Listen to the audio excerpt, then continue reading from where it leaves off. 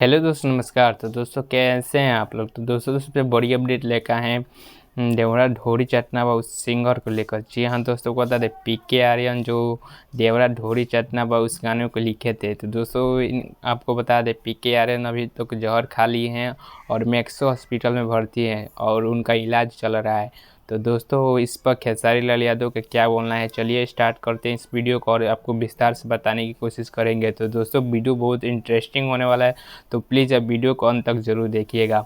तो चलिए स्टार्ट करते हैं इस वीडियो को। तो दोस्तों खेसारी लाल यादव का बोलना है पीके आर्यन के जो भी कुछ हुआ है उस पर वो बहुत दुखी है, खेसारी लाल यादव का बोलना है।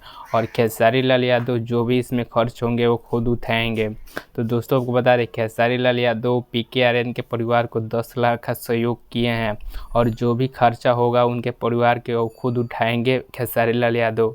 दोस्तों खेसारी लाल यादव वीडियो कॉल पर बात किए पीके आर्यन से, अभी वो खतरे से बाहर है, बहुत जल्द ठीक हो जाएंगे और फिर से अपने गाना लिखेंगे और प्रदर्शन करेंगे। तो दोस्तों ज़्यादा कुछ नहीं, बस वीडियो में इतना ही कुछ बताने चाहेंगे। तो दोस्त मिलते हैं किसी और वीडियो के साथ, तब तक के लिए इतना ही।